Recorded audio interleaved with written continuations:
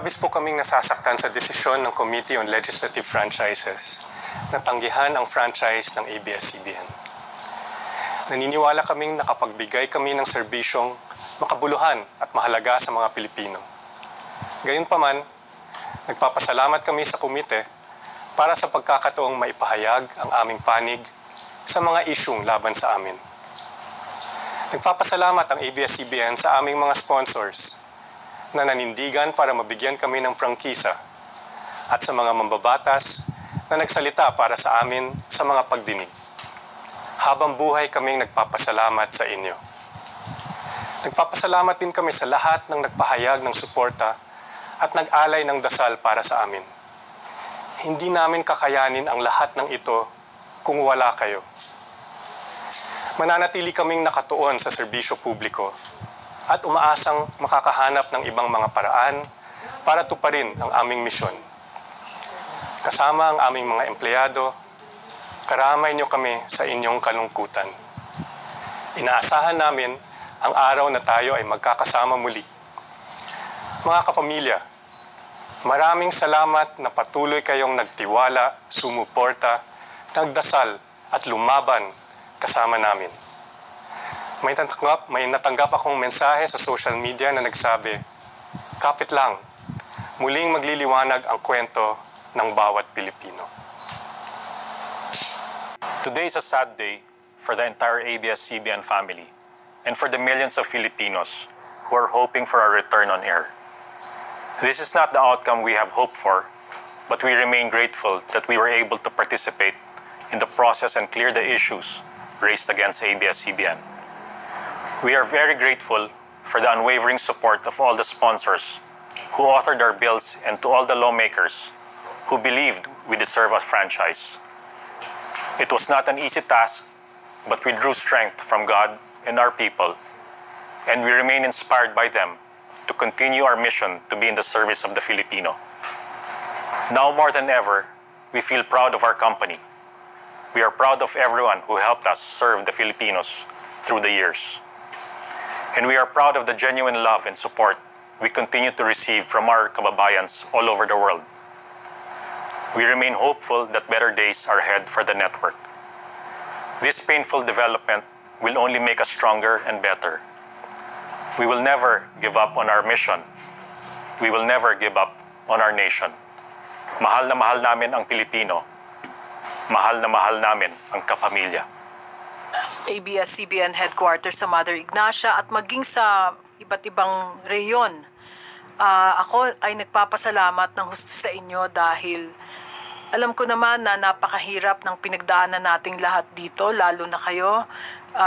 Sumusugod kayo kahit may COVID. Hanggat maaari nga sana ay kung pwede lang mag-work from home na kayong lahat para lamang makaiwas tayo sa panganib ng sakit na ito, no? I really appreciate all the hard work that our people have been doing in terms of news coverage, in terms of production, and just standing behind us, behind the ABS-CBN leadership in this battle. Sana po ay wag kayong mawala ng pag-asa. Alam ko na napakalaking dagok nito sa atin, sa ABS-CBN. Pero, alam nyo, sinusubok tayo. Sinusubok ang ating values at ang ating paninindigan. Ganito yata talaga kapag meron kang pinaglalaban, talagang kailangan kang matalo para bumangon ka uli at magtagumpay. So, sana po, huwag kayong mawalan ng pag-asa, manatili kayong stay true to your values, stay true to our commitment to be of service. Hindi po tayo susuko. How about press freedom, Jing? Do you think this is a curtailment already? Ako kasi, ang paninindigan ko talaga dyan ay bawat pagsasara ng isang pribadong broadcasting company ay may impact sa press freedom. At hindi natin may kakaila na ang press freedom naman ay hindi lamang para sa atin. Ito'y para sa lahat. we want our public, we want our audience to have a choice in what they will watch, in what they will read, in the show or news program that they want to see, di ba? Competition is part of it. Free flow of information is part of it. Kailangan malaya ang mamamahayag at magiging totoong malaya yan kung marami ding boses ang naririnig. Iba-ibang boses, iba-ibang pananaw. So sana ay hindi ito paninikil. Naniniwala ako na dadating naman ang panahon na hindi ito magtatagumpay kung ito man ay isang attempt para doon. So, ang mga taga-news naman ay nakahandang magpatuloy sa kanilang trabaho. Hindi naman tayo susuko sa ating misyon. Nandyan pa rin tayo, no? Although talagang magkakaroon tayo ng mga pagkakataon na limitado. Yes. Limitado ang pagbabalita, hindi na tayo magpapadala sa malalayong lugar masyado, or hindi na tayo masyadong magiging aktibo sa ibang bagay. May public service din tayo. Huwag niyong kalimutan, lalo na ang teleradyo, hindi ba? Meron tayong public service effort na sarili para mabilis tayong makaka-responde sa mga pangangailangan. So maaaring yun ay maapektuhan din kasi dahil sa nangyaring ito. Well, sisikapin pa rin natin sa pakikipagtulungan sa ABS-CBN Foundation, di ba? Pero yun na nga, kahit papaano ay maapektuhan yan. So, ako maapila sa mga kasama natin sa news, sa headquarters natin dito at iba pang probinsya. Kapit lang po, hindi ako naniniwala na ito na ang katapusan ng ABS-CBN. Hindi. Hindi ito ang katapusan ng vision ni Ginoong Henny Lopez, ang ating kapitan, na nagsabi that news is the heart and soul of ABS-CBN. At matibay ang paniwala ko dyan. Kaya ako'y naniniwala na hindi pa ito ang ating katapusan. So salamat. Maraming salamat sa inyong lahat. Maraming salamat, Ms. Jing Reyes.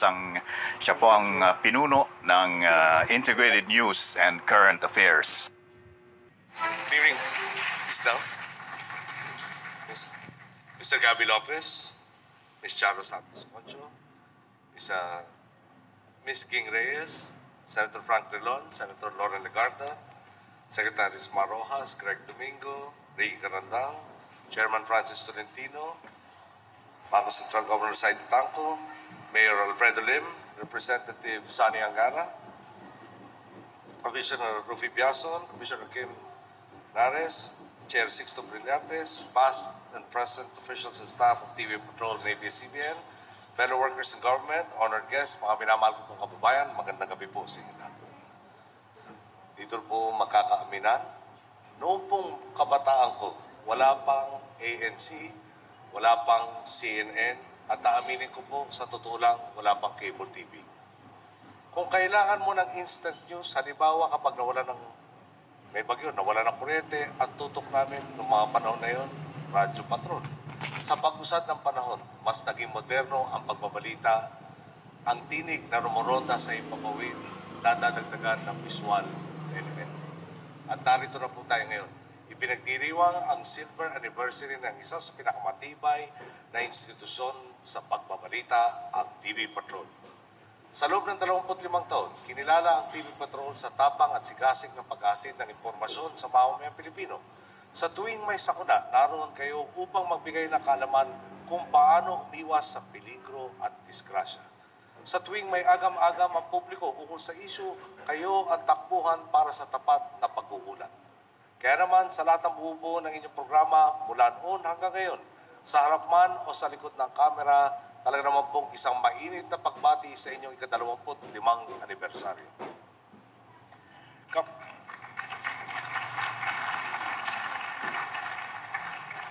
Kapag katotohanan ang pinag-uusapan, lagi ko naalala ang isang sikat na police drama noong ako po'y bata pa. Dragnet ang pangalan po ng programa. At sa pagkalap ng kaalaman, ang bukang bibig ng isang bida, and I quote, just the facts, ma'am. Close quote.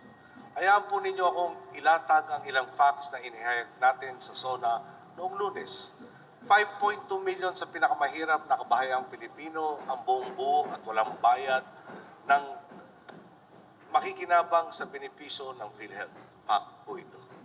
Bago matapos ang susunod na taon, ubos na ang minana nating 66,800 na kakulangan sa silid-aralan. Fact na naman po ito. Tinitiyak na po ang kalidad ng higit sa 70,000 mga baril na ipagkakaloob sa natitirang 45% ng ating kapulisan. Matapos po ang prosesong ito, magkakaroon na tayo ng 1:1 ratio ng pulis at sa armas na kailangan po nila sa kanilang trabaho. Fact din po ito. Ilan lang po ito sa mga pagbabagong tinatamasan ngayon at nakamit po natin ito sa unang 2 taon pa lamang ng ating pamamahala. Nang mag-umpisa tayo bilang Pangulo, niwala po tayong masipat na light at the end of the tunnel. Ni hindi nga po kami sigurado kung may dulo pa ang balon ng problemang ipinamana sa atin. Wala na po sigurong magkakaila. Napakalaki na ng ipinagbago ng ating bansa. At palagay ko po naman, fact din po yan sa ating lahat. Huwag po sana ninyong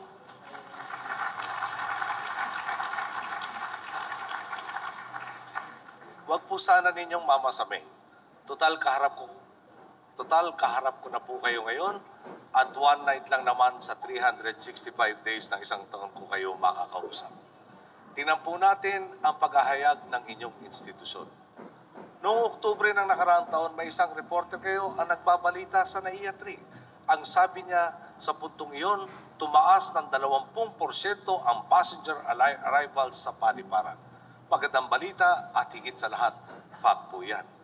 Sa kabila nito, nakuha pa pong humirit ng isang anchor nyo at ang sabi po niya, and I quote, nasa NAIA 3 ka kasi, kung nasa NAIA 1 ka, doon malala, close quote. Sa loob ko po, anong kinalaman ng ibinabalita sa NAIA 3 sa NAIA 1? May nagsabi po bang ayos na ang NAIA 1? Kung meron man o, hindi kami. Nakaligtaan niya atang mahigit 30 anyos na ang strukturang ito. Napapaisip nga po ako, yung nagkomento nito, hindi ba't 6 na taon ding tumangan sa renta ng gobyerno? Sabihin na po nating minana lang din nila ang problema, di hamak, mas luma naman ang pinamanang nilang problema sa amin. 6 na taon ang ipinagkaloob sa kanya para tumulong sa pagsasayos ng mismong inireklamo niya. Pero ngayon, tayo na nga ang may bitbit na problema, tayo na nga ang tutugon dito, pero masakit nga ho, may gana pa tayong hiniritan nung nagpamana. Naalala ko rin po, nang na-recover ng NBI ang isang banyagang bata na nakidnap, ang ganda na po sana, nakakuha ng tip ang otoridad. Kumilos sila at na-recover ang bata. Masaya ang mga magulang nakapiling na muli nila ang kanilang anak. Masaya ang bata, nakayakap niya ang kanyang ama't ina. Masaya ang otoridad na maayos matagumpay ang operasyon nila. Mukhang ang hindi lang masaya, ito nga pang anchor natin na nagawa pa uling humirit na baka na-set up lang raw ang rescue operation at binayaran lang talaga ang ransom. Kahit anong pilit ng reporter na malinaw ang operasyon, nag-surveillance sa mga taga-NBI at talagang natsyempo nilang walang nakabantay sa bata, pilit pa rin po ng pilit ang anchor. Sabi nga ho nung nanonood kong kasama naman, kami pa po mismo ang magagalak kung makakapag-ain kayo ng kaprasong ebidensya ukol dito.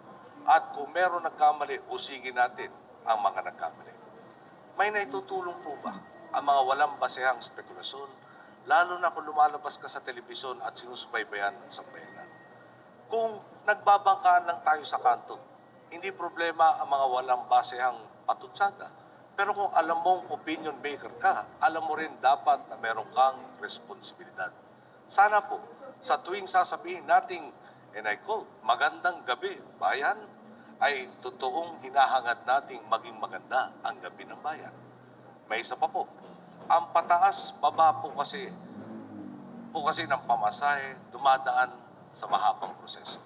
minabuti po natin makipag-ugnayan sa transport groups sa pangunguna po ni Secretary Mor Rojas upang bumuo ng kasunduang makatwiran. Dahil sa kaguluhan sa gitnang silangan, malaki ang naging gastusin ng mga tsuper sa pataas ng presyo ng crudo. Kaya oras na umabot ang diesel sa napagkasundo ang presyo, ibibigay sa kanila ang kanilang fair hike para matulungan naman. Ngunit sang-ayon sila na kapag bumalik ang presyo at bumaba rin ang presyo ng crudo, magkukusa rin silang ibaba ang pamasahe. Ika nila, imbis na sumobra ang tubo, bilang Pilipino ay magmamalasakit kami sa kapwa Pilipino. Ibinalita po ito ng field reporter ninyo. Good news po talaga. Ang reasonable mungkahe napagbigyan. Ang pamahalaan, grupo ng tsuper, nagtulungan. Panalo ang sambayanan. Ang problema, nagawa pa rin itong sundatan ng komentaryo. Matapos i-report ang pambugat na tanong ng inyong angkor, ano raw ba ang angal ng mga grupo sa akin po? Ang reaksyon ko, saan naman ang galing yun? Nagkasundo-sundo na tayong tugunan ng isang problema, meron pang naghahanap ng angal. Nagkakasundo na nga, para bang gusto pa rin pag-awayin. Mahirap pong isipin na bahagi ito ng inyong job description. Di po ba kung umangat ang ating kalagayan, tayo ang panalo? At kung lumubog naman ito, tayo rin naman ang talo. Bakit parang mas gusto ng iba na makita tayong lumulubog? Kung gabi-gabing bad news ang hapunan ni Juan de la Cruz, talaga namang mangangayayat ang puso't isip niya sa kawalan ng pag-asa. Meron po kayong The Filipino Channel, kung saan napapanood ng mga dayuhan ng ng ating mga kababayan sa ibayong dagat ang mga balita sa Pilipinas. Isipin po natin, bawat isang turistang buwibisita sa bansa, tinatayang isang trabaho ang naglilika. Ilang turista kaya kada buwan ang nagka-cancel ng bakasyon dahil sa araw-araw na negativismo? Ilang kayang kababayan ang nawawala ng pagkakataong magkaroon ng kabuhayan dahil sa bad news na ito? Kung isa po kayo sa 10 milyon nating kababayan na nagsasakripisyo sa ibayong dagat, gaganahan kaya kayong bumalik dito kung mas nakakasindak pa sa shake, rattle, and roll ang balita sa telebisyon? Kailan pa po ba naging masama ang pagpapahayag ng mabuting balita? Sa pagpapatrol nyo sa bawat sulok ng bansa, tsak na may nadarata na kayong mga positibong kwentong maaaring maging bukal ng inspirasyon at pag-asa sa ating mga kababayan. Hindi naman po siguro masusunog ang mga TV sets at radyo ng inyong mga suki kung paminsan-minsan ito ang inyong balita. Hindi naman po siguro kalabisang isipin na sa pagtaas ng iniluluwas nating cocoa water na mahigit 3,300% ang hinangat, may mahahagilap kayong isang magsasaka na magsasabing, dati itinatapon lang ito, ngayon napapagkakitaan na namin. Sa mahigit 3 milyong pamilyang benepisyaryo ngayon ng Patawid Pamilyang Pilipino Program, hindi naman po siguro mahirap maghanap ng isang magsasabing malaking tulong ang programang ito. Alalahanin po natin, anumang sinasabi nyo ay nakakaapekto sa pananaw ng Pilipino. Humuhubog sa kanyang mga kilos, sa pagtingin niya sa kanyang sarili, sa kapwa at sa bayan. Kapag pinaniwala si Juan na panay pangit ang nangyayari sa lipunan, talagang mawawalan siya ng dahilan para tumungo sa katuparan ng mga adhikain niya. Pero kung nakikita niyang ang dating problema ay nasusolusyonan, mag-aalab ang pag-asa at magkakakumpiyansa siyang sumulong dahil alam niyang may pagbabago na. Marami pa tayong problema ang kailangan tugunan. At hindi po magiging madaling lampasan ang mga ito. Lalo na kung kaliwat kanan ang hilaw na kuro-kuro at spekulasyon. Sa akin na po mismo manggagaling. Marami pa rin butas ang dinatnan nating sistema at hindi perpekto ang gobyerno. Kaya kung may pagkukulang kami, ipaalam lang po ninyo. Parati ko pong ipinapaalala sa ilang samahan na baka tumataas ang ere, nag-uumpisa ang kaalaman sa pag-amin na hindi lahat ng kaalaman ay nasa atin. Ako na mismo ang aamin. Wala kaming monopolyo sa husay at talino. At hindi kami tama sa lahat ng sandali. Subalit hindi malulunasan ang mga problema kung sa bawat isang akwang pasulong natin, puro paatras naman ang hila ng ilang gusto tayong ibalik sa dilim ng ating dinatnan. Kung may paligsahan nga po sa pag-unawa at pagtitimpi, malamang naman po gold medalist na po tayo dyan. Bahagi po kasi ito ng trabaho natin. Bahagi rin nito ang magsabi ng totoo. At sa gabing ito, inilahad ko lamang po ang katotohanang nakikita ko. Hindi ko hinihiling na kumata kayo ng mga gawa-gawang kwento o pagandahin ang imahe ng gobyerno. Ang akin lang po, Kung naibabalita ang mga nagaganap na krimen at trahedya, ibalita rin naman po natin sana kung paano ito naresolba. Kung inilalantad po natin ang kabalustugan, matuto naman din po sana tayong kilalanin ang mga nagagawang kabutihan. At kung may maimumungkahi kayo para lalo nating mapagbuti ang pagsisilbi sa bayan, kami po ay makikinig. Ibalanse lamang natin, tandaan na natin, sa bawat sulat, sa bawat ulat, ay nag-iiwan kayo ng marka sa publiko. Nakakaapekto kayo sa buhay ng kapwa Pilipino. Ang pagkiling sa negativismo ay mag-aatras lamang sa dapat sana'y pag-usad na ng ating bayan at mga kapwa Pilipino. Patuloy po tayong magsumikap upang iangat ang antas ng profesionalismo, integridad at kredibilidad sa larangan ng paglilingkod bayan. Patuloy nating sa buhay, bantayan at patingkarin ang ating demokrasya. Bilang isang lahing Pilipino, sama-sama nating isatinig at ihayag ang ating paninindigan. Nandito na ang Pilipinas, tinatamasa na ng Pilipino ang pagbabagong siya rin mismo ang gumawa. Muli, at ako po'y pagpapasensya ninyo kung masyadong prangka nagsalita ngayong gabi. Maganda na ho siguro yung totoong sabihin para magkaunawaan tayo ng maliwanag. Muli po, binabati ko ang TV Patrol sa inyong ika-25 kaarawan. Maraming salamat po sa inyong paglilingkod sa bayan at more power. Magandang gabi po.